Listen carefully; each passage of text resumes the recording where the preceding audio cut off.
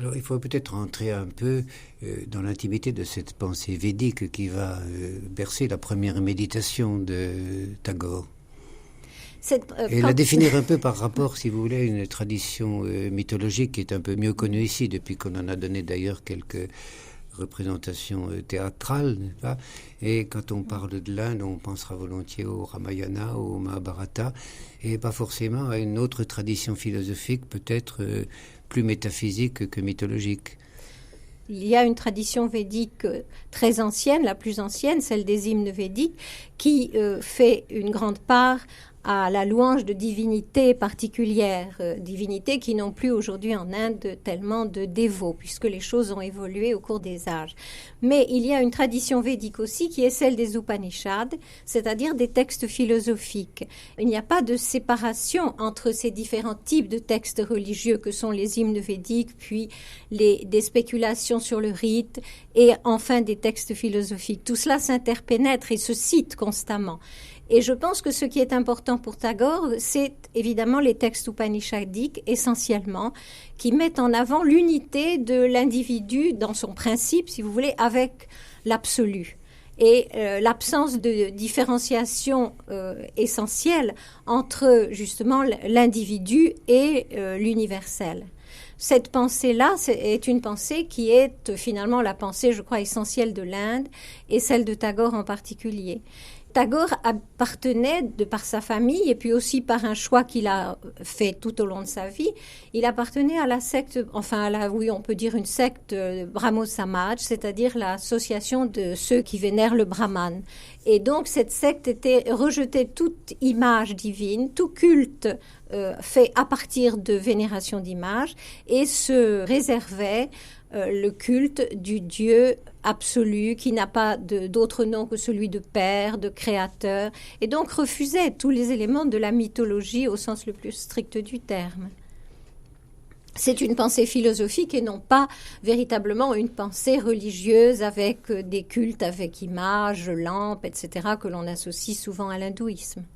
Je me demandais, Marie-Josée Lamotte, si c'est dans cet approfondissement des textes védiques que Tagore avait puisé cette inspiration extraordinaire qui lui fait édifier tellement de ponts entre le cœur humain et le cœur de la nature. Ce que je connais de ces textes, ce sont des traductions en français. Et il est vrai, par exemple, qu'il y a quelques jours encore, je lisais une traduction du Shiva Purana, par exemple, et que le monde, l'univers se trouve dans ces textes.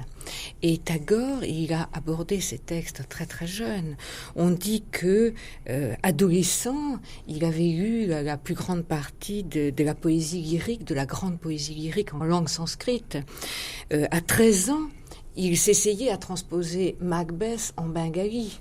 C'est quelqu'un qui, très très jeune, a eu une culture qui lui a permis d'avoir cette vision globale.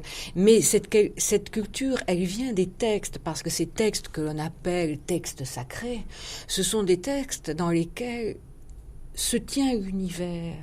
C'est-à-dire ce sont des textes qui répondent à toutes les interrogations profondes, dans le sens ésotérique, qui permettent de vivre, qui permettent à quelqu'un qui veut réellement dépasser la couche superficielle de la culture de vivre. Donc, il est évident que Tagore, étant né dans cette culture, ayant été nourri très jeune par son père, qui était un très grand érudit de ces textes sacrés, forcément, toute son œuvre et tout ce qu'il est découle de ces textes sanscrits. D'ailleurs, il soulignera à plusieurs reprises à quel point nos civilisations occidentales ont, d'une certaine manière, perverti la métaphysique, dans la mesure où elles sont toujours marquées par ces notions de bien et de mal, qui donne une coloration morale à toute pensée spéculative, alors que pour lui, la méditation est essentiellement métaphysique, c'est-à-dire qu'elle ouvre sur un monde qui ne laisse pas de place à nos notions ordinaires du bien ou du mal, mais qui font au contraire surgir ce qu'il appelle la joie, c'est-à-dire quelque chose qui est comme un principe de vie. On retrouve dans son œuvre tout le temps cette opposition entre deux modes de pensée, qu'elles soient spirituelles ou politiques. Par exemple, si on veut discuter en incarnant tout le temps ce dont parle Tagore, il y a un roman qui s'appelle La Maison et le Monde, dans lequel deux personnages masculins incarnent chacun un des aspects ou de la lutte politique ou de la pensée. Et c'est vrai que dans ces deux personnages, on peut voir aussi Tagore dans un des deux, et par exemple Mahatma Gandhi et le combat de Gandhi dans l'autre. Shantiniketan, quand son père est venu à Shantiniketan, il a aimé cet endroit. Ça ne s'appelait pas Shantiniketan. C'était une grande propriété que son ami Lord Sinha lui a offert. C'était vraiment des champs sans aucun arbre et aussi un peu désertique parce que pas d'eau. Il n'y a pas beaucoup d'eau. Il y a des petites rivières, etc. Mais pas beaucoup d'eau. Il y a une mousson extrêmement forte chaque année. Mais la terre est très sèche. Et Shantiniketan, Tagore, quand il a créé cette école dans ce même endroit, il l'a appelé Shantiniketan. Shantiniketan veut dire la demeure de paix. Et il avait commencé à planter les arbres. Si vous allez à Shantiniketan aujourd'hui, vous ne pouvez pas croire vos yeux. C'est une forêt sublime avec de grands arbres dans un espace immense, sous un ciel immense absolument, mais vous avez une grande forêt extrêmement belle. Dans son université, il voulait aussi établir cette unité primordiale entre l'homme et la nature, où l'homme fait partie de la nature. Son humanisme, ce n'est pas quelque chose qui proclame un homme qui domine tout. Pas du tout. Il doit faire partie de la nature. Un fragment de la création. Voilà. Son université, tout ce qu'il voulait exprimer par ses écrits, ses discours, etc., il a essayé de le présenter concrètement à travers cette université. Le jour commence avec la récitation d'un hymne védique. C'est récité comme ça, Pitano, se Pitano, Bodhi, Namaste, Mama, Hingsehi, etc., etc. C'est comme ça que commence le rituel chaque matin à l'université. Oui, suivi par un chant de Tagore, chanté par 5 ou 6 élèves. Et tout le monde, tous les élèves, tous les professeurs, tous les habitants de Shantiniketan, tous les résidents de cette université se sont assemblés là, vous voyez, le matin. Et après, on se disperse. Les cours commencent sous les arbres. Vous voyez le rapport avec la nature.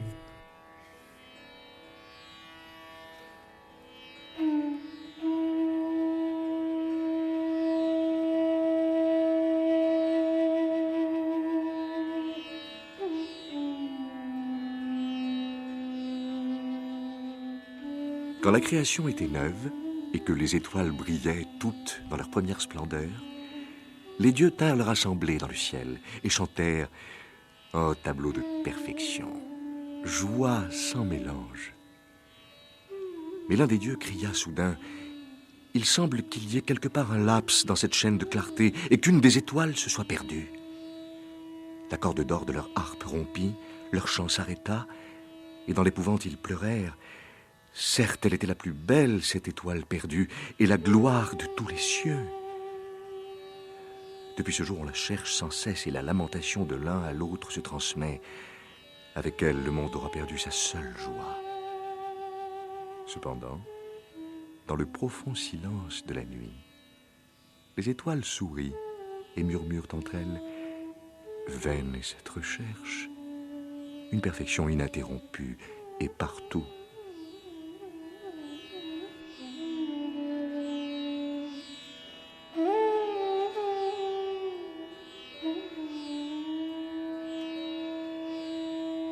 Dans un pays où il fait très très chaud et dans un pays où la vie est suspendue à la mousson, c'est-à-dire à la pluie annuelle, on comprend l'importance que prend la nature. Oui. Et c'est vrai que moi j'ai vu les Indiens partout aimer aller dans les forêts, aimer voir les chutes d'eau et les cascades. Et sur les contreforts himalayens, les Indiens s'émerveillent de la moindre petite chute d'eau qui nous laisse assez indifférents. Même si on trouve que l'eau est belle et même si on trouve que la forêt est belle, ça n'est pas la même chose. La sensation de vie n'est pas la même. Oui. Et donc Tagore avait planté des arbres sur une terre finalement très, très dure. Et il a créé une forêt d'un lieu désertique. D'ailleurs, quand en France, je crois que c'est en 1913, André Gide a publié sous le titre L'Offrande lyrique un recueil d'un certain nombre de poèmes de Rabindranath Tagore. Je crois que ça a été vécu comme un événement et comme une révélation qui s'est prolongée bien longtemps d'ailleurs, parce que c'est par cette traduction que j'ai ma première rencontre voici bien longtemps avec le poète indien. Et j'ai l'impression que ce qui a frappé le public français à cette époque-là, qui était familiarisé avec toute l'époque symbolique, enfin toute la tradition issue du romantisme, et puis ce qui était ensuite passé par Mallarmé, Verlaine, et puis les derniers poètes du symbolisme. Ce qui a frappé sans doute le public français à cette époque-là, ça a été précisément cette présence extraordinaire et de la nature et d'un principe qui anime à la fois l'homme et la nature, ce que Rabindranath Tagore appelle la vie, mais aussi la joie, mais aussi la lumière. Alors cette image de lumière dans l'Inde est quelque chose qui reste infiniment mystérieux et infiniment fascinant. L'Offrande lyrique, c'est un texte que j'ai lu aussi il y a 20 ans et qui m'a particulièrement bouleversée. Je ne connaissais pas l'Inde, il est resté dans un coin de ma tête, un petit peu comme une graine et un signe. Et je l'ai donc retrouvé beaucoup plus tard. Et après aussi avoir un petit peu lu, entendu parler de Tagore. Et c'est vrai que pour moi, c'est un texte qui est marqué par la lumière, mais par une lumière noire qui est celle de la mort. Parce que c'est vrai que ce texte a été publié après une succession d'années terribles pour Tagore. À l'âge de 40 ans à peu près, et ce pendant 7 ou 8 ans, tous les ans, la mort a frappé à sa porte. Sa femme, sa fille, son disciple principal, son père, son fils aîné, une autre fille sont morts. La mort a fait partie intégrante de son existence. Oui, et je le vois et je le sens et je le lis partout dans l'Offrande lyrique. Et il y a un poème qui commence par « Mort, ta servante est à ma porte », que j'ai dû lire 20 fois et qui me bouleverse toujours autant. Et il y a ce don de Tagore lui-même à la mort. Et cette lumière dont vous parlez, c'est réellement une lumière noire. Et surtout, ce texte, l'Offrande lyrique, est pour moi une tentative de transcender la mort et de l'accepter et de donner tout de soi-même pour en faire un don et pour en faire une lumière qui soit peut-être une lumière lumineuse. Et derrière cette lumière, il y a cette joie qu'il évoque souvent et dont le visage est, il faut dire, très imprécis et en même temps très bouleversant. C'est peut-être la joie du don ultime. C'est une conception de la mort qui n'est pas la conception que nous avons en Occident. Mais il n'empêche que, vulgairement, perdre tous les ans un être très cher est une épreuve, même pour un sage. Oui. Et il avait peut-être intellectuellement les moyens de le vivre sur les hauteurs. Et même si cette conception de la mort n'est pas la même que la nôtre, en lisant l'Offrande lyrique, elle est partout présente. Dans ce même temps où il célébrait cette lumière, et tout particulièrement cette lumière noire qui était au fond le reflet de toutes les tragédies qui entouraient son existence personnelle, Rabindranath Tagore écrivit de nombreux poèmes que, avec notre goût des classifications, nous pourrions définir comme des poèmes d'amour. Et il semble, d'après un certain nombre de témoignages de ses contemporains, que ce qu'on appelait les poèmes d'amour étaient très mal compris et très mal reçus par ceux qui étaient au fond les témoins de la tradition brahmanique. Dire que ça ne faisait pas partie de l'héritage poétique bengali, et que là, Tagore a introduit une dimension tout à fait nouvelle dans le lyrisme indien. Sûrement. Mais on peut aussi dire, en même temps, qu'il faisait une partie intégrale de la grande tradition indienne. Il y avait en lui cette dimension qu'on ne connaît pas en Occident, qui est celle du maître spirituel, Oui. qui est celle du sage, de l'érudit, auquel tout le monde se réfère et vient voir, visiter et écoute comme un maître spirituel, puisque cette notion de maître spirituel, c'est partie intégrante de la vie indienne. Et en France, il y a des poètes qui auraient pu avoir ce rôle, et je pense dernièrement peut-être à Henri Michaud ou René Char, mais le problème c'est que ça ne faisait pas partie de leur tradition et qu'ils ont refusé absolument de jouer ce rôle de maître spirituel, alors que Tagore l'a accepté pleinement, puisque c'était sa tradition, qu'il était un brahmane, qu'il était d'une famille de très grands érudits et de sages, et il ne pouvait pas se dérober.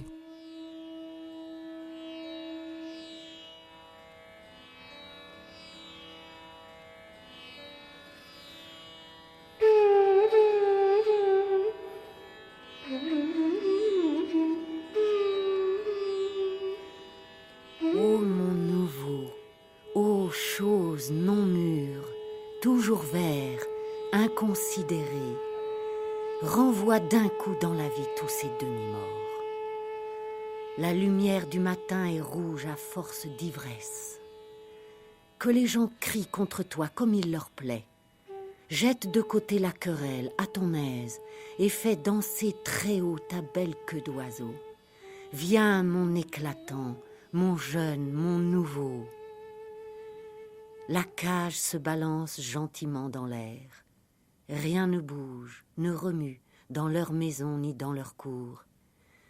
Ces créatures blanchies, affreusement mûres, les yeux et les oreilles sous le capuchon de leur aile, somnolent, pareilles aux figures peintes, sous la protection de la cage assombrie. Viens, mon plein de vie, viens, mon cher nouveau. Nul ne regarde autour, et nul ne voit le flot se précipiter, les hautes vagues accourir sur la marée haute. Nous qui sommes tous les enfants de la terre, nous hésitons à traverser la terre, pas à pas. Chacun demeure à la place immuable et sur son perchoir de bambou. Viens, toi, mon inquiet, viens, mon jamais mûr, viens, mon cher nouveau.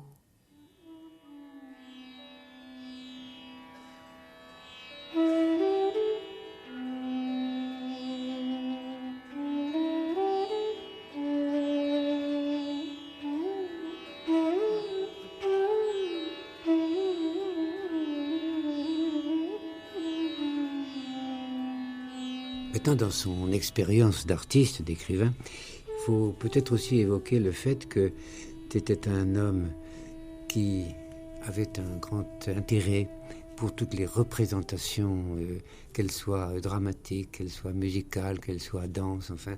Et on dit même de lui que pendant longtemps, il se regardait comme le premier acteur du monde. Mais qu'un jour, comme il se trouvait à Tokyo, en voyant jouer des Hainaut, il dit « Cette fois, je me déclare vaincu ». Et je trouve que cette expérience théâtrale est extrêmement importante pour un artiste parce qu'on a l'impression qu'à ce moment-là, tout passe par un exercice de la flamme même de la vie, par une amitié avec le corps. Et c'est au-delà de cette amitié avec le corps que les mots, ceux dont on va faire les poèmes, vont livrer leur véritable message. Marie-Josée Lamotte. Est-ce qu'on peut rapprocher cette expérience de ce que vous avez pu vous-même connaître, par exemple, dans des contrées un peu plus septentrionales, au Tibet, par exemple ? C'est-à-dire qu'au Tibet, par exemple, le théâtre n'est pas séparable du bouddhisme. et des dogmes fondamentaux sur lesquels s'appuie la société. Et le théâtre laïque, enfin comme il existe chez nous, n'existe pas. Vous avez parlé du corps et de l'harmonie avec le corps que l'acteur doit avoir. Il doit maîtriser son corps, mais non pas le dompter, mais en faire son ami pour pouvoir l'utiliser pour exprimer les sentiments auxquels il veut donner expression. Mais je crois que Tagore, justement, dès son enfance, avait pratiqué la gymnastique, la lutte. Et il venait d'une famille où on avait toujours aimé le spectacle et le théâtre. Le théâtre bengali moderne est né dans ces familles dont les Tagore étaient peut-être les représentants les plus éminents.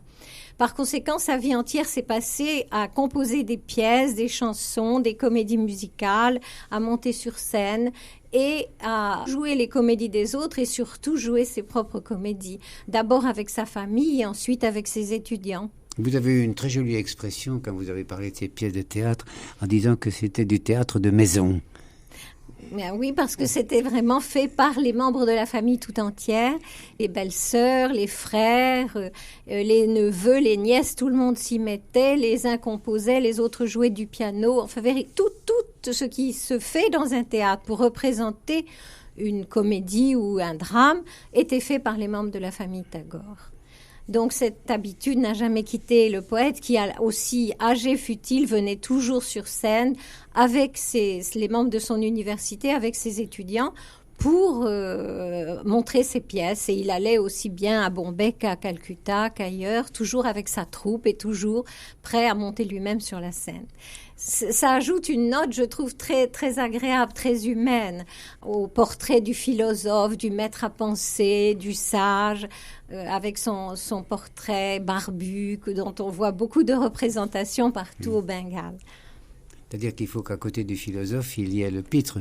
C'est un pitre. Il ne faisait jamais les rôles de pitre au sens propre, mais il faisait toujours des rôles, au contraire, de personnages à la fois sages, philosophes, mais aussi vivants, libres. C'était l'idée du philosophe libre, celui qui n'observe pas les conventions, qui est au-delà de toute règle sociale.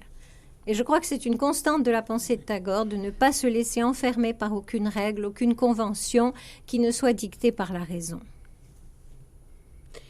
Oui, d'ailleurs, à propos de l'université internationale, il disait, nous recevrons ici tous ceux qui viendront, tous ceux qui auront envie de travailler, indépendamment de leur caste, de leur religion, de leur pensée politique. C'était quelqu'un qui, toute sa vie, et ça se retrouve dans ses nouvelles, dans ses romans, a cherché à transcender les barrières.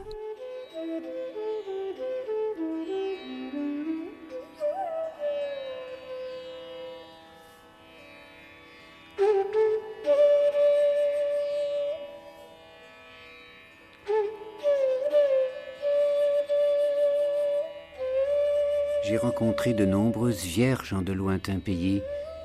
Les unes m'abordaient pour me demander mon nom, d'autres baissaient les yeux et demeuraient muettes. J'ai vu des sourires aigus comme des épées et des sourires évoquant un abîme de larmes, et j'allais toujours, attiré par la distance qui renouvelle ses promesses incertaines comme ses différents paysages. C'est toujours printanier avec les feuilles naissantes que j'atteignis le royaume enchanté du sommeil. À travers une haie de serviteurs endormis, je franchis la porte d'un palais. Le long des corridors vides, je passai devant la chambre du roi et la chambre de la reine. Et puis, j'arrivai à la chambre où, couchée sous les lueurs adoucies du crépuscule, dormait la fille du roi. Son lit moelleux était blanc comme un pétale de lotus. Ses tresses répandues au bord de l'oreiller ressemblaient à une sombre cascade immobile. Son bras gauche était jeté sur le désordre de ses voiles et son bras droit reposait sur sa poitrine remuée par un souffle égal. Dans cet étrange domaine du sommeil, elle semblait en vérité l'image même du rêve. Agenouillé devant elle, j'ai penché mon visage au-dessus du sien jusqu'à ce que son haleine fît bondir mon sang. J'ai fixé longuement ses paupières closes et je les ai baisées pour que mon baiser pénétrât jusqu'à ses songes. Sur une feuille de bouleau, je traçai mon nom et j'ajoutais ces mots. Dormeuse, je t'abandonne mon cœur. Enfin, ayant noué la feuille de bouleau à ma chaîne de perles et l'ayant jetée sur ses cheveux épars, je m'enfuis. Mais l'enchantement se dissipe. Le royaume dormant sort peu à peu de sa torpeur. Au fond du silence vibrent des voix humaines. Le roi et la reine se sont réveillés, et les jeunes princes s'émerveillent de voir la terrasse nue envahie par des herbes déjà hautes. Dans la chambre, où les lampes se sont éteintes, où l'encens des cassolettes n'est plus qu'une pincée de cendre, la fille du roi, assise sur sa couche, contemple tour à tour une feuille de bouleau et une chaîne de perles. Pudiquement d'une tunique, elle revêt sa gorge nue. Frissonnante, elle épie. Elle cherche et ne découvre nul mystérieux visiteur. Elle lit et relit le message tracé sur la feuille de bouleau. Elle prend son front entre ses mains et s'interroge encore, et longtemps elle demeure incertaine. Près d'elle, les secrets de la nature sont murmurés par les feuillages du jardin, mais elle sent que de pareils secrets accompagne les battements précipités de son cœur. Les souffles du vent viennent de temps à autre lui poser une impatiente question, et c'est la même question qui hante son esprit troublé. La fille du roi s'interroge. Qui donc déposa sur sa chevelure un message amoureux et une chaîne de perles? Ainsi passent les jours. Le printemps disparaît, faisant place à l'été pluvieux. Ensuite vient l'automne dans la chaude lumière qui dore les moissons mûres. L'hiver, avec ses brumes matinales, avec ses nuits hostiles, succède à l'automne. Et voici que le nouveau printemps renaît des saisons mortes. La fille du roi est à sa fenêtre. Parmi ses cheveux défaits, brille toujours une chaîne de perles.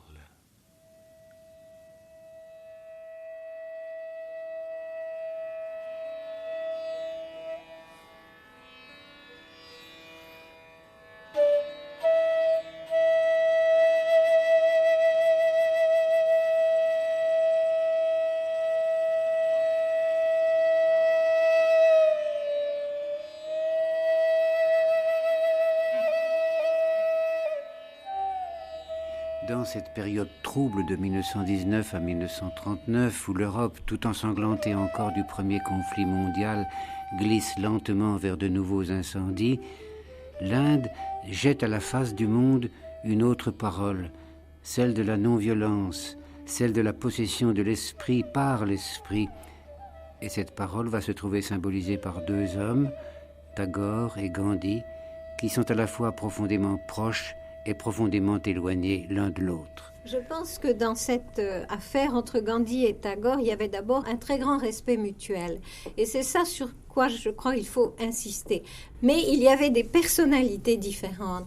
Et finalement, il y avait également chez Tagore un refus de l'engagement politique dans le détail de la vie quotidienne. Je dirais, Tagore n'a jamais fait de politique, mais il a toujours pris des positions qui étaient très je dirais, impérialiste lorsque l'Empire britannique se montrait sous son jour le plus désastreux, désagréable. Par exemple, après le massacre à Jallianwala Bagh, Tagore a rendu le titre de chevalier qu'on lui avait remis.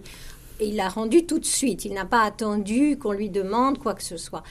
Mais par ailleurs, Tagore était fondamentalement un universaliste et donc il ne pouvait pas rester sur une position qui était celle de la nation hindoue et surtout pas hindoue face à d'autres nations qui vivraient en Inde et qui seraient ou musulmanes ou même la nation britannique. Il était essentiellement désireux d'harmoniser les cultures et de faire prendre à l'Inde ce qu'elle pouvait prendre d'utile et qui se trouvait ailleurs, et que l'Inde aussi puisse donner quelque chose à l'Occident.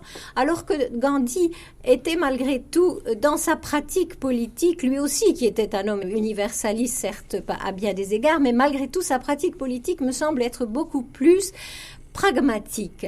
Et Gandhi avait compris, je crois, que pour mobiliser les masses indiennes, il s'agissait d'utiliser des symboles et de la religion hindoue. Souvent, il s'en est servi. Et là, pour lui, la religion était quelque chose de fondamental à l'Inde et il s'en servait d'une certaine façon, non pas par, je dirais, parce qu'il y croyait très profondément. Ce n'est pas du tout une sorte de machiavélisme. Mais enfin, il utilisait beaucoup plus la religion que Tagore ne l'aurait fait. Tagore s'est manifesté au moment de la partition du Bengale en 1905, lorsque l'agitation anti-partition est devenue très nationaliste, très hindoue, très intolérante. Tagore l'a quitté et l'a dénoncé. Et donc, ce genre d'amalgame entre hindouisme et Inde, il n'a jamais aimé. Et autre chose aussi qu'il faut rappeler, c'est que Tagore n'a jamais véritablement cru qu'il fallait filer le rouet pour délivrer l'Inde. Et est-ce que Gandhi l'a cru vraiment lui-même? Ça, je ne sais pas, je n'en sais rien. En tous les cas, il s'en est servi. Ça a été un grand symbole dans sa lutte contre la colonisation. Mais Tagore, au contraire, était très partisan d'introduire des méthodes modernes dans la culture et dans la vie des villages indiens. Mais je crois que cette universalisation que cherchait Tagore à travers le socle spirituel commun de l'humanité, il l'a manifesté clairement à travers une œuvre qui a au fond épousé toutes les formes de notre propre tradition littéraire. Dans ses nouvelles, Tagore a donné la parole à des gens qui finalement ne l'ont pas habituellement, c'est-à-dire il y a beaucoup de pauvres, de déshérités, et il a acquis cette expérience, cette connaissance sur le terrain, puisque pendant des années, il a travaillé pour son père et il est allé de village en village. Et il a donc entendu les gens raconter leurs histoires. Il est entré dans leur maison.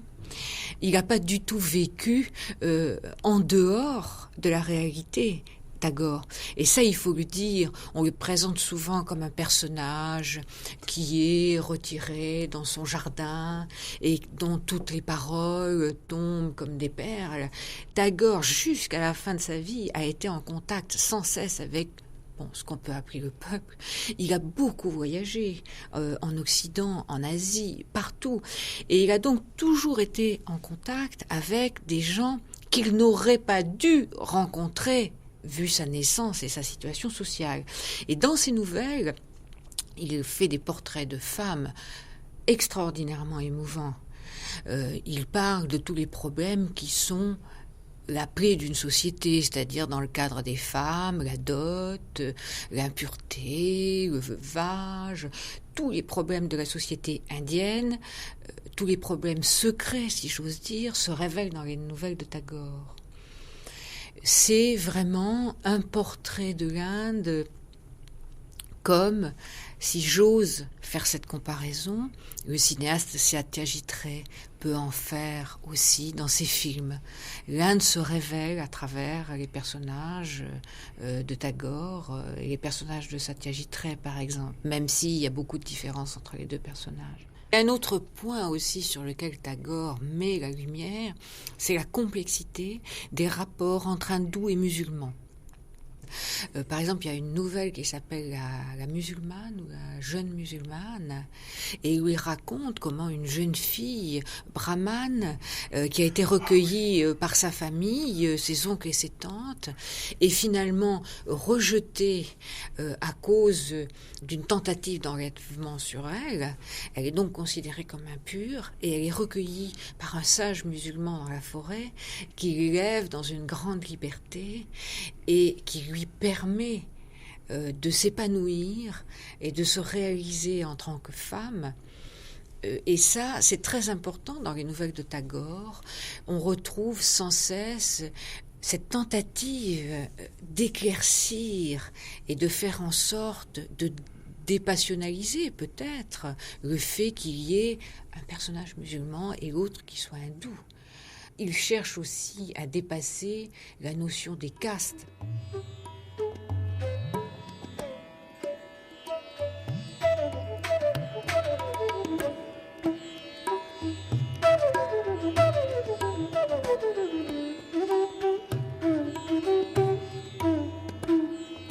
Tu te donnes à moi comme une fleur qui ne s'épanouit qu'aux approches du soir. et dont la présence se trahit par les senteurs qu'elle dégage dans l'ombre. Ainsi vient à pas sourds le printemps, quand ses bourgeons gonflent les écorces. Tu t'imposes à mon esprit comme les hautes vagues de la marée montante, et mon cœur se noie sous des champs houleux. Je pressentais ta venue comme la nuit pressent l'aube, à travers des nuages qui s'empourprent. Un ciel nouveau m'est révélé.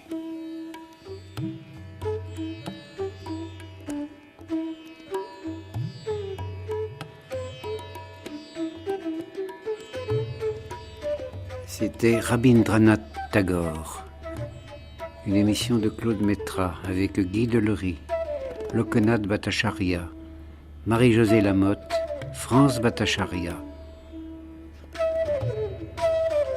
Et les voix de Sandrine Husneau, Bernadette Onfroy, Jean-Paul Solal. Prise de son et mixage Yann Parentoen, Édouard Campras, Cécile Pégard. Réalisation Arlette Dave.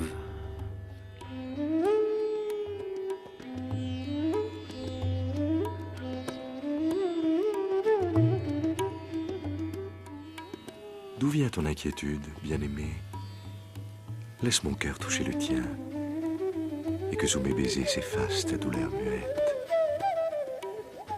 Des mystères de la nuit nous est venue cette heure, afin que l'amour s'y crée un monde nouveau entre les portes closes, à la lueur de cette lampe unique.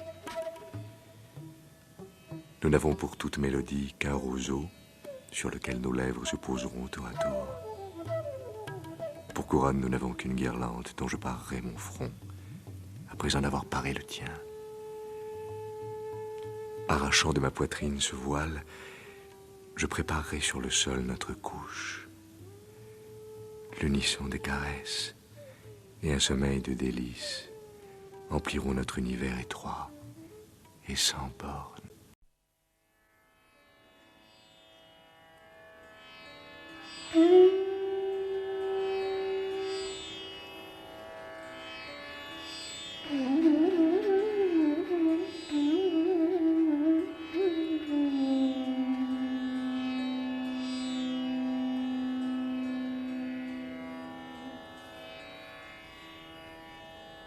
Une vie, une œuvre. Rabindranath Tagore, 1861-1941.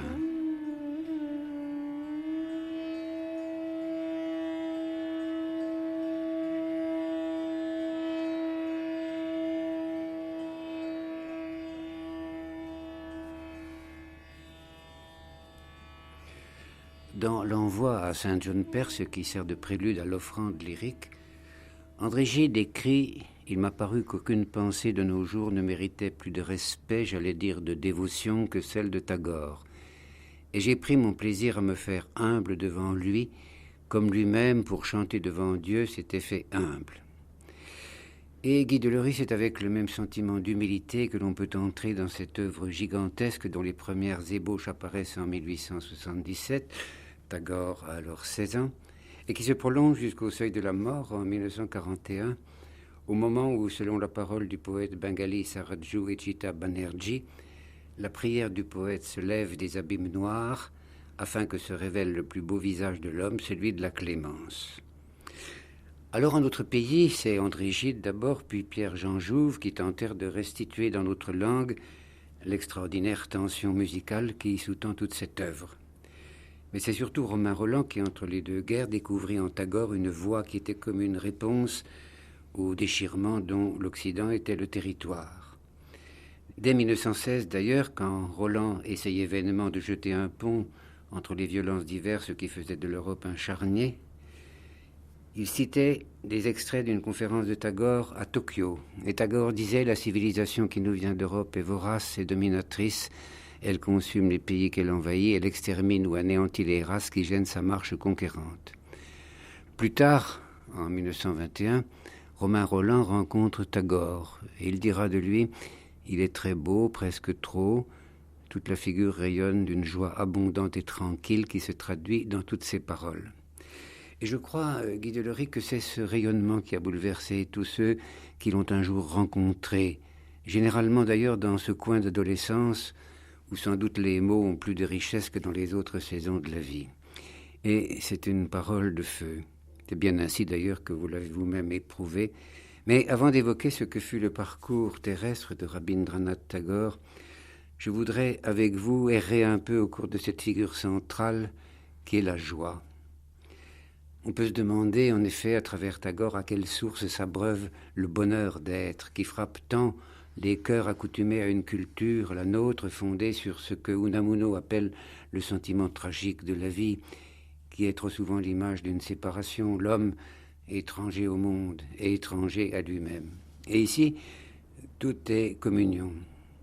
Pour citer un des plus beaux poèmes de l'offrande lyrique, où Tagore dit « La joie est accourue de tous les coins du monde pour former mon corps. Les lumières des cieux l'ont baisé et baisé encore jusqu'à l'éveiller à la vie. Les fleurs des étés trop rapides ont palpité dans son sein et les voix de l'eau et des vents chantent dans ses mouvements. Les couleurs ardentes des nuages et des forêts ont afflué dans sa vie et toutes les harmonies des choses ont caressé ses membres pour leur donner une forme de beauté. Elle est mon épouse, elle a allumé sa lampe dans ma maison. » La joie. C'est sûr, quand j'ai rencontré Tagore, j'avais 15 ans et demi. Et j'ai été ensorcelé par la joie qui sortait de ces mots d'une simplicité extraordinaire et d'une, je dirais, cohérence extraordinaire avec ce que je ressentais à ce moment-là. Et j'ai été tellement bouleversé que j'ai emporté son livre avec moi partout, que ce livre m'a conduit en Inde, où je suis resté 25 ans. Et je crois que Tagore, en s'inspirant tout le temps de cette joie qu'il ressent, s'inscrit dans une très très longue tradition de poètes indiens. Et c'est cela, au fond, qui m'a séduit, et j'ai passé toute ma vie à les étudier, à les écouter après. Mais cette joie, c'est une joie qui n'est pas une joie... Vous savez, Gide a... Bien sûr, Gide, c'est l'introducteur pour nos enfances, à nous. Gide a traduit par joie, je pense que dans le texte bengalais, il doit y avoir Ananda. Et ce qui veut dire, bien sûr, joie, mais c'est aussi un des noms de Dieu. Et c'est un des noms de Dieu quand Dieu se manifeste à l'intérieur de la puissance créatrice de l'homme. Et je crois que la joie de Tagore, comme celle de Tukaram et des autres poètes qui l'ont précédé, la joie de Tagore venait de cette réalisation que son corps lui-même était pétri de cette joie créatrice. Et chaque fois qu'il se mettait à l'écoute de lui-même, à l'écoute de son corps, c'est cette joie qui le dépassait infiniment, comme Dieu dépasse tout. Eh bien, cette joie le pénétrait et l'inspirait. Mais dans ce paysage indien, dès les origines, on a bien l'impression que tout est sacré, tout est divinisé, les dieux sont partout. Bien sûr, mais ils sont surtout dans notre corps, ils sont surtout en nous. Quand on dit corps, bon, on s'insère dans une pensée occidentale qui fait une distinction entre le corps et l'âme ou le corps et l'esprit. Mais pour Tagore et pour les poètes hindous, Dieu est aussi, le corps est présent dans le corps. Et lorsque, malheureusement, cela arrive surtout à mesure que l'on se familiarise avec cette présence de Dieu en soi, dans son corps, eh bien, on s'aperçoit que Dieu est de plus en plus souvent absent.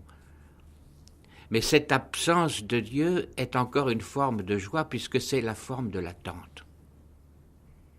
Parce qu'on sait qu'il est là et on sait qu'il nous attend. Et l'attente de Dieu éclate partout dans l'œuvre de Tagore. Et dans cette attente, les moindres événements de la vie quotidienne ont aussi la dimension du sacré. Ah, tout à fait, bien sûr. Ce sont même, je dirais, c'est plus que ça, c'est pas une valeur ajoutée. Ils sont le sacré. Ils sont le sacré. C'est un peu, si vous voulez, ainsi qu'on interprète le terme sanskrit de, vous savez, le karma yoga. Tout événement, tout acte est divin, est sacré. Et donc, par exemple, il y a un très très beau poème de Tukaram qui dit quand je mange mon riz, quand je mâche mon bétel, eh bien, je me nourris de toi. Et il n'y a pas de différence, oui. Et il y a aussi cette immédiate proximité de la nature. Et le mot, sans doute, n'a pas le même sens dans la tradition indienne que chez nous. Au fond, ici, on désigne comme nature tout ce monde qui nous est extérieur, avec les formes vivantes ou inertes qui nous entourent. Mais cet ensemble est de l'autre côté de notre propre existence. Tandis qu'aux Indes, on est la nature elle-même. On est dans la nature elle-même, oui. On n'est pas séparés, oui, oui, absolument. Il n'y a pas. Je crois que c'est dans Sadhana que Tagore insiste sur cette notion qu'en Inde, l'Inde ne connaît pas les murs, les murailles autour des maisons. Vous avez, dans son poème tout à l'heure, vous citiez « Dans ma maison », mais la maison, c'est le monde. Il y a une autre de ses œuvres qui s'intitule « La maison et le monde ». Hein. Il n'y a pas de frontières, oui. Et quand il parlera de la civilisation occidentale, il l'évoquera souvent comme une prison que l'homme a construite autour de lui. Oui, oui, comme des murailles. Il serait bien malheureux aujourd'hui d'accord en Inde, je crois, parce que cet espace sans mur qu'il avait construit à Shantiniketan en 1921, eh bien, devient la proie des promoteurs modernes et puis qui grignotent tout autour et qui construisent leur petite muraille personnelle autour de ce qui devait être au fond un espace cosmique complètement libre où les élèves vont écouter leur gourou, leur professeur sous les arbres. Il n'y a pas de salle de classe. C'est la nature qui interprétée par le poète. Attention, hein. La nature n'est pas une expérience directe de l'homme, mais il y a une interprétation poétique. C'est lorsque l'homme participe à la création de cette nature qu'il devient membre de cette nature. C'est-à-dire que par essence, tout homme est lui-même poète, même s'il n'écrit pas. Mais bien sûr, la dignité est encore plus grande quand on prend la plume et qu'on devient à ce moment-là le scribe de Dieu, le secrétaire de l'Éternel. Le secrétaire de l'Éternel. Mais ça va peut-être, c'est beaucoup plus large parce que vous avez parlé d'écrits, hein, mais c'est pas des écrits, c'est le chant, hein, Gitanjali, hein, l'offrande du chant. Le poète, c'est le chanteur. Et le chanteur, quelquefois, il ne connaît pas sa partition, il n'a pas écrit sa partition avant. C'est quelque chose qu'il, en quelque sorte, puise d'ailleurs, et d'ailleurs qui est autour de lui, qui est très souvent en fait son corps. Comment l'entendez-vous, ce corps? Ah, la rumeur de ce corps. La rumeur de ce corps. C'est le bouillonnement de la vie. Ce n'est pas le plaisir, mais c'est au fond une enstase qui vous dépossède de votre petit ego. Le corps, contrairement à ce qu'on pense dans la philosophie occidentale, le corps n'est pas ce principe d'individuation, mais c'est le principe d'intégration dans le cosmos. Vous êtes dans le cosmos grâce à votre corps. C'est ce qui va déterminer un certain nombre d'exercices qu'on pourrait nommer des exercices spirituels et qui ont trait précisément au souffle, à la respiration, à la circulation du sang à travers notre corps.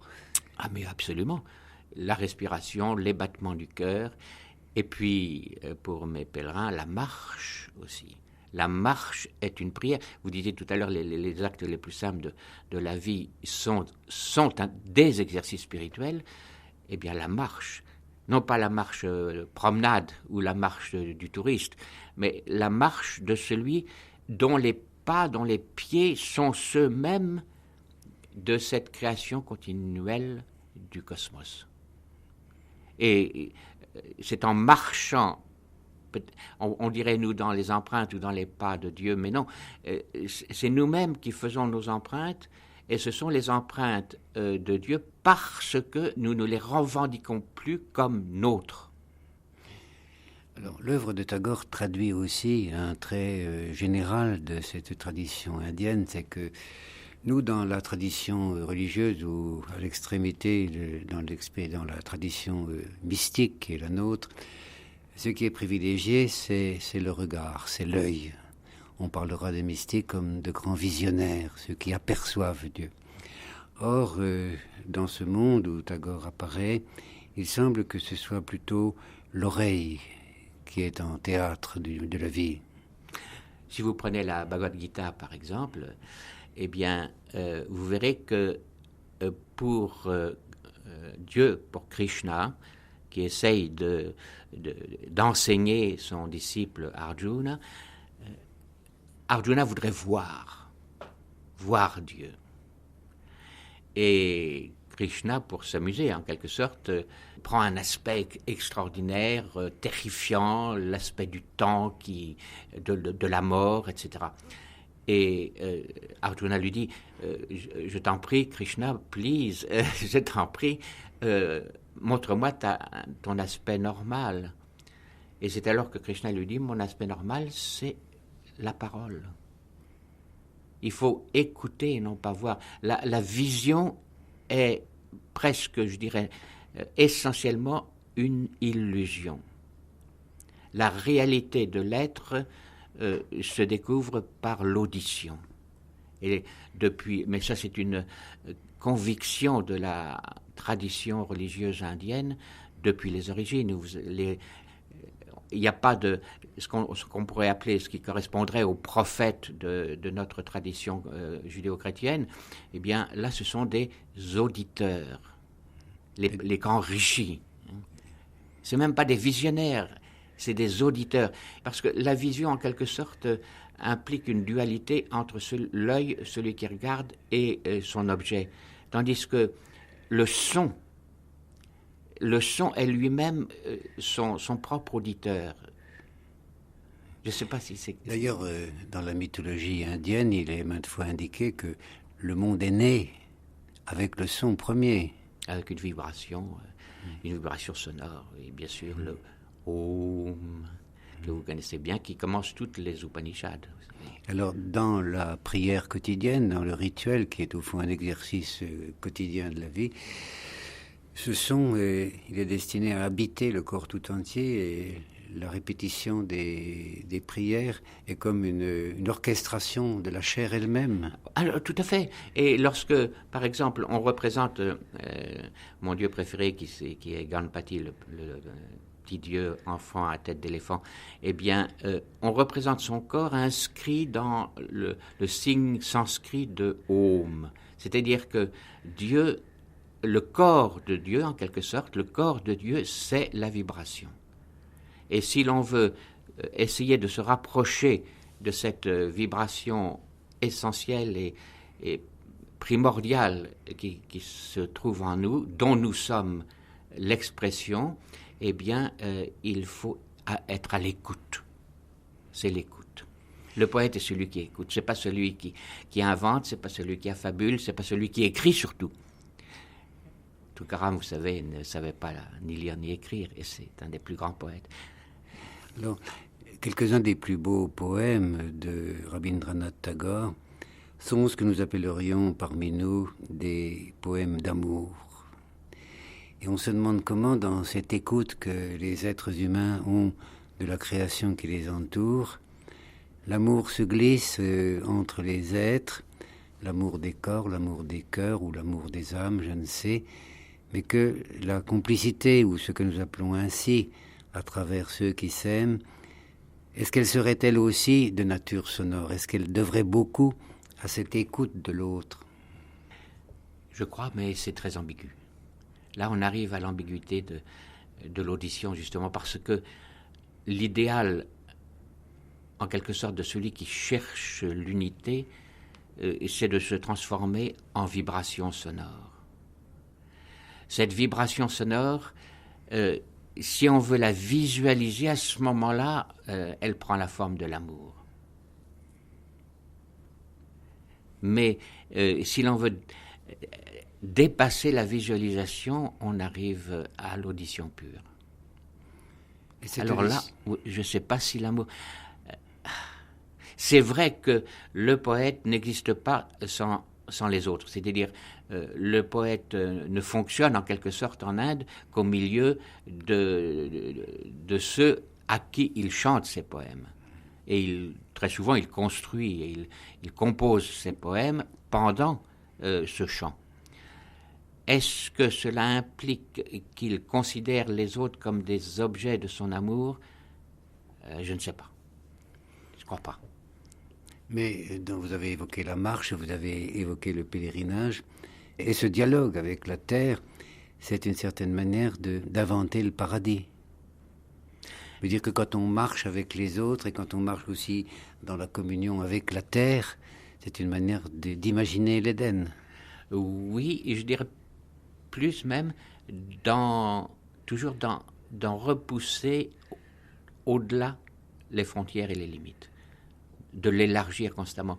Je ne sais pas si vous vous souvenez ce passage d'Isaïe, on disait j'élargirai l'espace de ta tente pour que toutes les nations puissent y entrer, dit Yahweh. Eh bien, le poète Tagore et tous les poètes hindous repoussent les frontières en quelque sorte, la présence omniprésente de Dieu au monde par la marche. Le pèlerinage, ce n'est pas une marche où l'on va vers un point, et c'est une marche où l'on traverse les frontières. Et il y a une grande fête en Inde qui s'appelle la traversée de la frontière, au moment de Dasra, la grande fête avec les pétards, etc.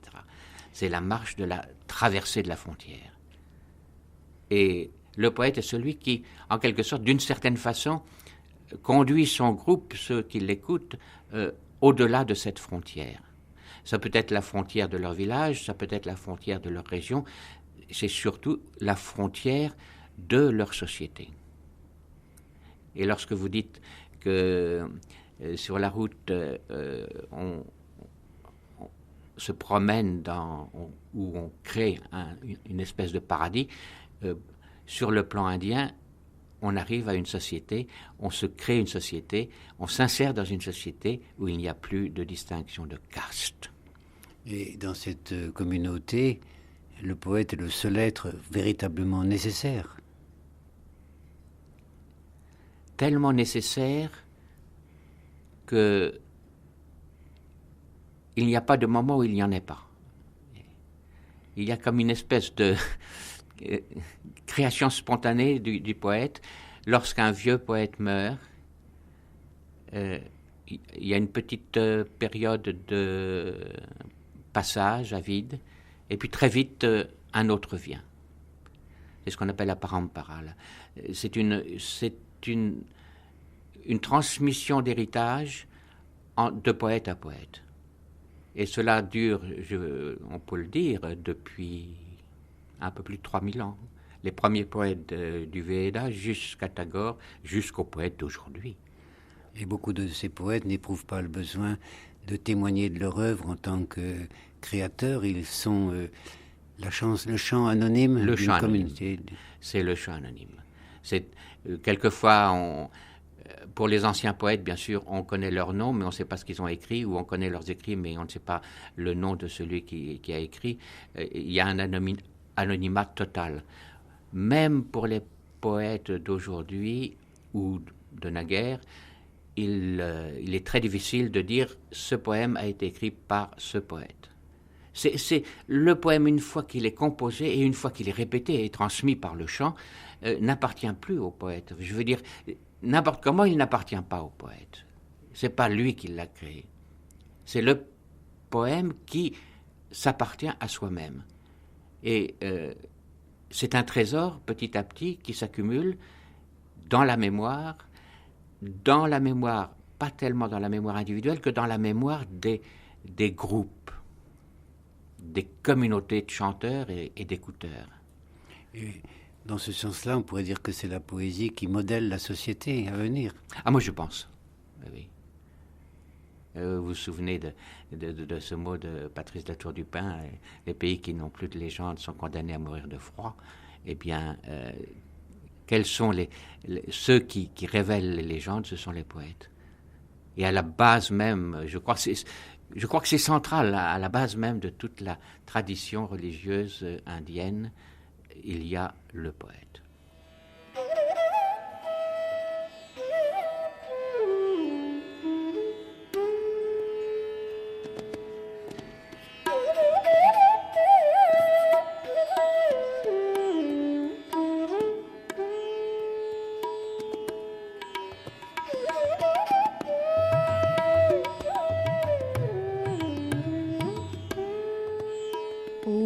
De cygnes, ce soir, vous avez soulevé pour moi le manteau du silence. He hangsha balaka aaj ratre mor kache khule dile stabdhatar dhaka. Et j'entendis dans la profonde profondeur sans voix, sur la terre, dans l'eau et l'espace désert, partout j'entendis ce même battement d'ailes rebelles. শুনিতেছি আমি এই নিঃশব্দের তলে শূন্যে জলে স্থলে অমনি পাখার শব্দ উত্থাম চঞ্চল. L'herbe, la plante battant de l'aile dans la terre-ciel, et des millions de germes ouvrant souterrain leur aile de cygne. তৃণদল মাটির আকাশ পরে ঝাপটিছে ডানা মাটির আধার নিচে কি জানি ঠিকানা মেলিতেছে অঙ্কুরের পাখা লক্ষ লক্ষ বীজের বলাকা. Je vois aujourd'hui comment ces collines et forêts se propagent sur des ailes impétueuses, libres, de rive en rive et d'inconnu en inconnu. দেখিতেছি আমি আজি এই গিরিরাজি এই বন চলিয়াছি উন্মুক্ত ডানায় দ্বীপ হতে দ্বীপান্তরে অজানা হইতে অজানায়. Et les ténèbres tremblent, criant convulsivement vers la lumière, sur les ailes palpitantes des astres cygnes. নক্ষত্রের পাখার স্পন্দনে চমকিছে অন্ধকার আলোর ক্রন্দনে.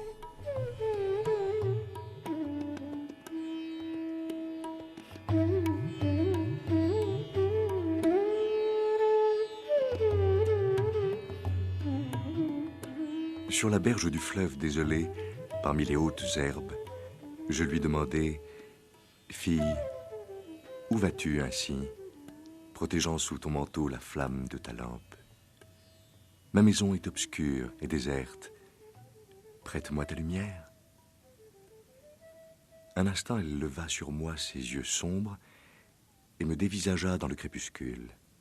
« Je suis venu vers le fleuve, m'a-t-elle dit, pour confier ma lampe au courant, quand la dernière lueur du couchant s'éteindra. » Et je restai seul parmi les hautes herbes, contemplant cette faible flamme inutile qui s'enfuyait à la dérive. Dans le silence de l'ombre accrue, je lui demandai « Fille, toutes vos lampes sont allumées, dis-moi donc où tu vas avec la tienne. Ma maison est obscure et déserte, prête-moi ta lumière. » Elle leva sur moi ses yeux sombres et resta hésitante un instant. « Je suis venue, dit-elle enfin, pour dédier ma lampe au ciel. » Et je restai là, contemplant cette flamme inutile se consumer dans le désert. Dans les ténèbres d'un minuit sans lune, je lui demandai « Fille, que cherches-tu donc en tenant ainsi ta lampe contre ton cœur? Ma maison est obscure et déserte. Prête-moi ta lumière. » Un instant, elle s'arrêta et, pensivement, me dévisagea dans le noir.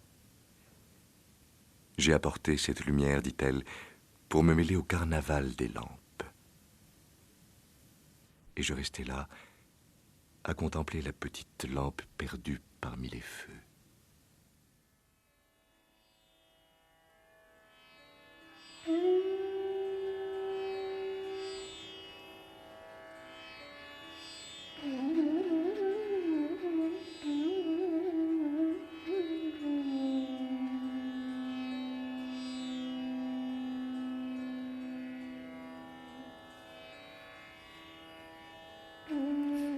Avec nous ici, Loknath Bhattacharya, qui vient de prêter sa voix au texte bengali d'un extrait du poème Cygne, traduit par Pierre-Jean Jouve en 1916. Vous êtes un de ceux qui ont pu côtoyer Tagore avant sa disparition en 1941, mais avant d'évoquer votre rencontre avec lui, rappelons brièvement la texture de cette vie. Tagore naît en 1861 à Calcutta. Il est le 14e enfant d'une famille qui s'est vouée au renouveau spirituel du Bengale. Son père, le Maharshi, c'est-à-dire le saint, l'ouvre à la vie divine et l'entraîne souvent dans un lieu presque désert où il fait retraite. C'est Santiniketan. Dès l'adolescence, il se livre à l'écriture, puis il part en Angleterre de 1878 à 1880. Il se marie en 1883 avec une fillette de 10 ans, puis il assume avec succès la gérance des biens de sa famille. Et en 1901, il fonde ce qui deviendra plus tard l'université de Santiniketan. Puis s'ouvre au début du siècle une sombre période de 1902 à 1907. Il perd successivement sa femme, sa fille, son père, son fils aîné. Il est révélé au grand public puisqu'il reçoit en 1913 le prix Nobel de littérature. Et après la guerre, il va parcourir l'Europe en donnant des conférences, mais ces conférences sont faites pour faire vivre son université.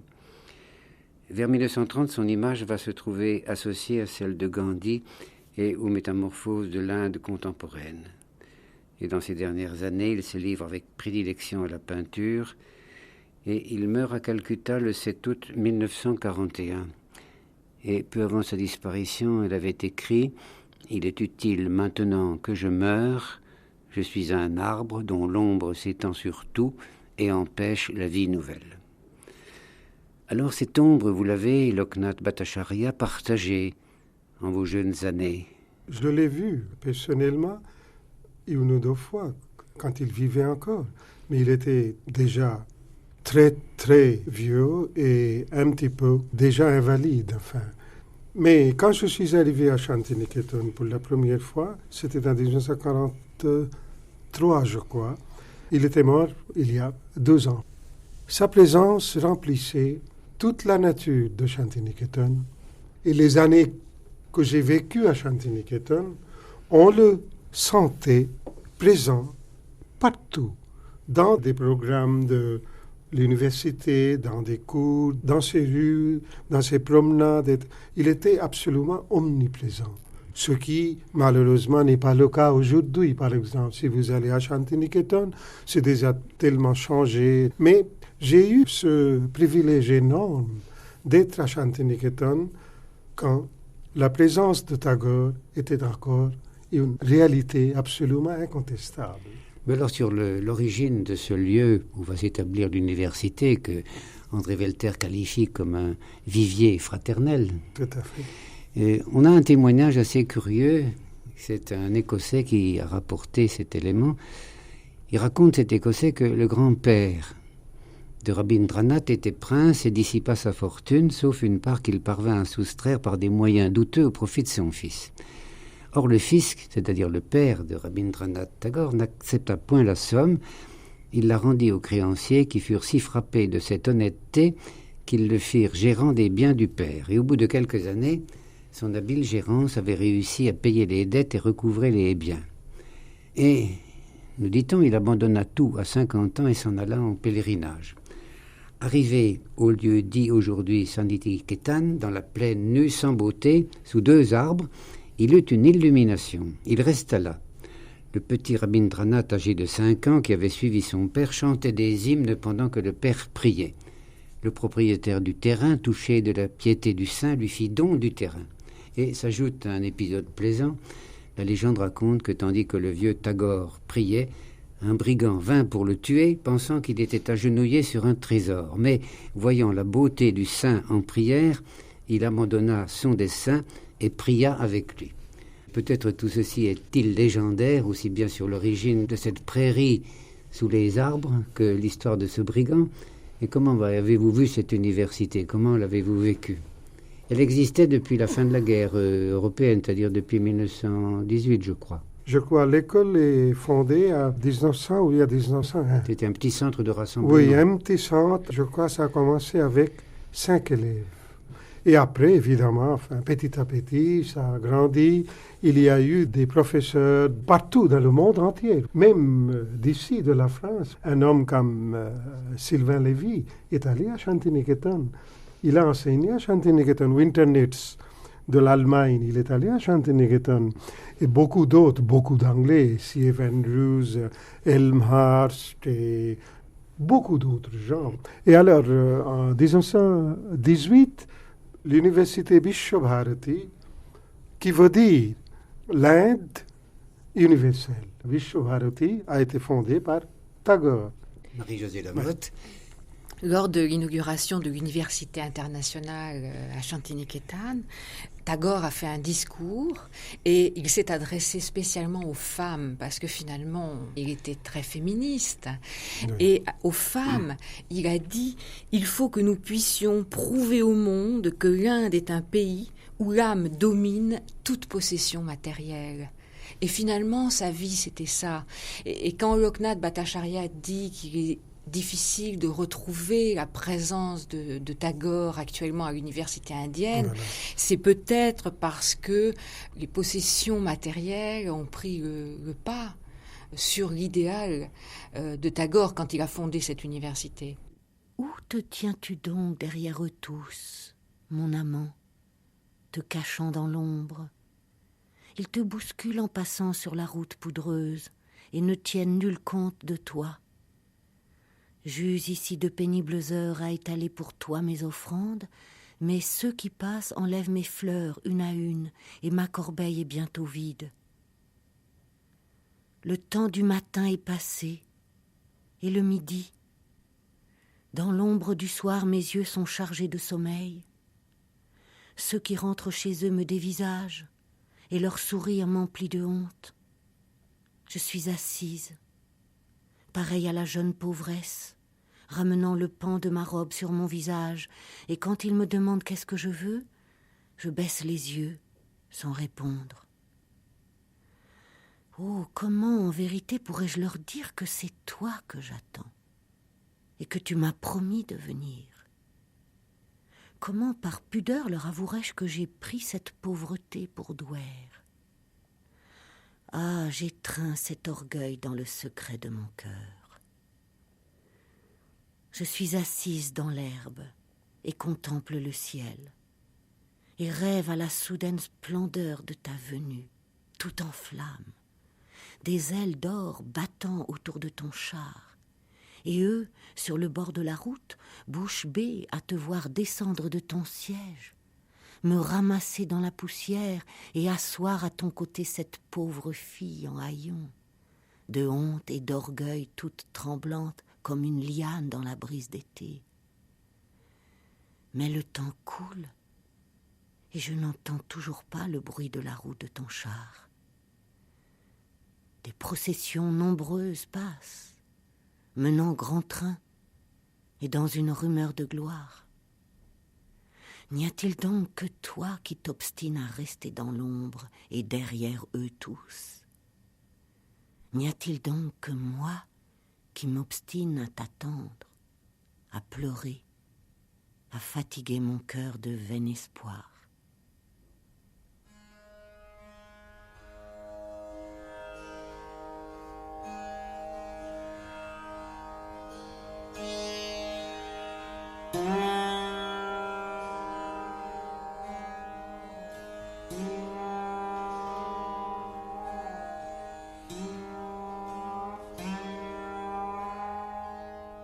Nous avons un témoignage d'un professeur français qui enseignait là-bas en 1924 et qui disait « Ici, Tagore est accaparé les 3/4 du temps par les visiteurs. c'est un défilé continuel de 6 heures du matin à 10 heures du soir. Il ne veut pas condamner sa porte. D'ailleurs, le régime de la porte ouverte est le seul possible dans ce climat. Les bungalows que nous habitons sont ouverts de tous les côtés. Il est difficile de s'isoler. Le résultat, c'est qu'il ne peut faire aucun travail suivi. Il ne peut plus rien écrire, sauf quelques chansons qui lui viennent malgré lui dans la salle de bain. Alors, nous sommes allés tout de suite au moment central de l'existence, à ce qui représente un peu le milieu de cette vie, la fondation d'université, et peut-être nous faut-il maintenant éclairer l'aurore de cette existence, voir un peu ce qu'il en est des origines plus lointaines de Rabindranath Tagore. Alors, il y a ce personnage du grand-père qu'on a un tout petit peu évoqué, ce prince, mais qu'est-ce que c'est qu'un prince dans l'Inde de cette époque-là? Ce grand-père possédait beaucoup de domaines. Beaucoup de domaines. C'était un entrepreneur. Il avait commencé beaucoup d'industries à Calcutta. C'était un visionnaire dans le domaine matériel. Pratique, c'est ça. C'était pas du tout un ascète. Enfin, c'était un bon vivant. Il venait assez souvent en Angleterre. Il est, je crois, même mort en Angleterre. Et une fois, il a donné pour la reine Victoria, je crois, une grande réception. À Londres, il est devenu vraiment un prince. Ce sont les Anglais qui lui ont donné ce titre, le prince Dwarkanath Tagore. Parce que ses liens avec l'administration coloniale étaient très étroits. Oui, c'est ça. Il travaillait avec les Anglais, pour l'East India Society. France Bhattacharya. Oui, je crois qu'il faudrait dire que ce n'est pas qu'il vraiment il travaillait pour les Anglais dans le sens étroit du terme, mais c'est qu'il était en rapport en tant qu'industriel, en tant que directeur d'une banque pendant un temps, qui était une banque dans laquelle des Anglais étaient associés. Et je crois que c'est un des premiers Bengalis à être véritablement associé à part égale avec des Anglais dans des affaires commerciales et industrielles. Mais il n'a pas travaillé pour la compagnie. Non, c'est ça. Je en tant qu'employé. Oui.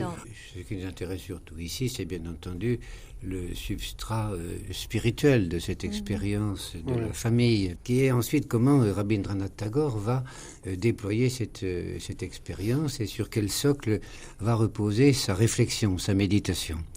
J'ai relevé dans le recueil qui a été publié sous le titre Sadhana, je crois que le mot sadhana, c'est en gros la pratique de la vie, l'ascèse, enfin, un terme difficile à traduire. Oui, c'est ça. Bon. Alors, dans Sadhana, il y a un texte tout à fait étonnant où il évoque les origines même de l'Inde. D'abord, il remarque que ce qui symbolise les grandes civilisations historiques, en particulier les nôtres, les civilisations européennes ou méditerranéennes plus largement, c'est la citadelle, la muraille qui protège et qui sépare. Et il ajoute, cette protection matérielle a laissé dans l'esprit des hommes une profonde empreinte. Nous isolons chaque pays des autres pays, nous subdivisons nos connaissances en compartiments étanches, nous distinguons entre l'homme et la nature. Alors il remarque à ce propos, et on va essayer de voir comment cette évidence première trouve correspondance dans la vue générale qu'il a de la création. Il dit que l'expérience spécifique de l'Inde est d'une autre nature, car lorsque les premiers envahisseurs ariens firent irruption dans l'Inde, notre pays était couvert de forêts, et les nouveaux arrivants surent bientôt en tirer profit. Ces forêts les protégèrent contre le soleil brûlant et les orages dévastateurs des pays tropicaux. Et en Inde, notre civilisation, dit-il, prit naissance au cœur des forêts et reçut de cette origine et de ce milieu un caractère particulier. Continuellement en contact avec la vie et la croissance de la nature, l'homme n'éprouvait nul désir d'étendre son domaine et d'entourer de murs ce qu'il avait acquis. Le seul moyen d'atteindre la vérité est de s'incorporer à tout ce qui existe, réaliser cette vaste harmonie entre l'esprit de l'homme et l'esprit de l'univers était dans l'Inde antique le but des sages qui habitaient les forêts. Et cette présence de la forêt, au fond, elle est au cœur de la tradition védique qui va constituer le socle spirituel de la pensée de Tagore. France Bhattacharya. Oui, je crois que la forêt, c'est un élément essentiel du monde imaginaire de l'Inde ancienne. C'est dans la forêt que s'est cette philosophie de l'Inde qui a évidemment été si importante pour la personnalité de Tagore. Et la forêt, c'est le monde du renoncement, c'est le monde de l'ascèse, c'est le monde aussi où on peut vivre de façon agréable, je dirais, avec des vaches, avec les brahmanes célébrant les sacrifices, encore avec leurs épouses, avec des disciples. Il y a ce monde, ce qu'on appelle le tapobon, c'est-à-dire la forêt d'ascèse. Mais cette forêt d'ascèse n'a rien de terrible, d'effrayant. Elle est au contraire un endroit où l'on pratique dans l'harmonie générale sa discipline spirituelle. Et je pense que la forêt est le complément du village et l'Inde est faite finalement de l'harmonie et de l'accord entre le monde de la forêt et le monde du village.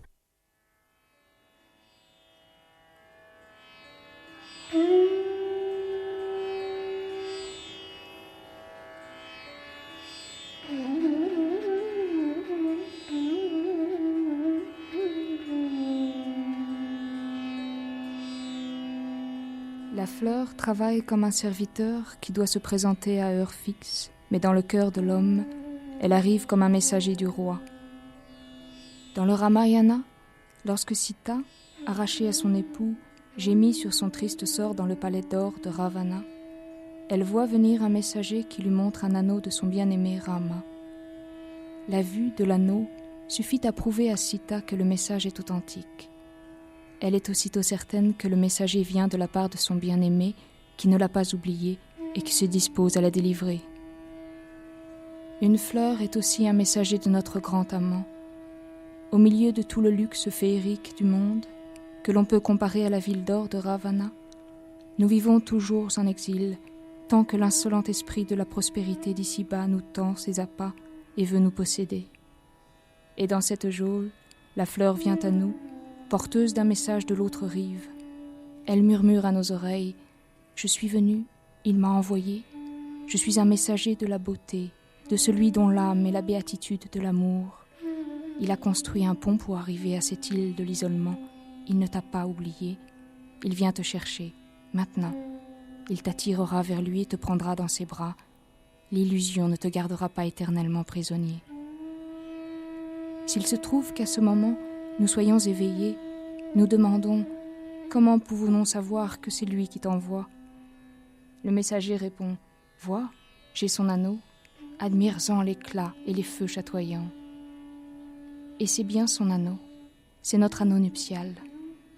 Alors tout le reste tombe dans l'oubli. Seul ce doux symbole du toucher de l'éternel amour nous emplit d'une aspiration profonde. Nous nous rendons compte que le palais d'or où nous vivons n'a rien à voir avec nous. Notre libération est au dehors. C'est là que notre amour fructifie et que notre vie s'accomplit.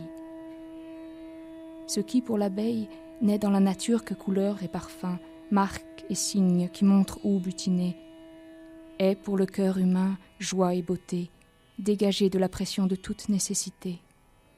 C'est un billet d'amour, écrit en couleurs vives, que l'on apporte à notre cœur.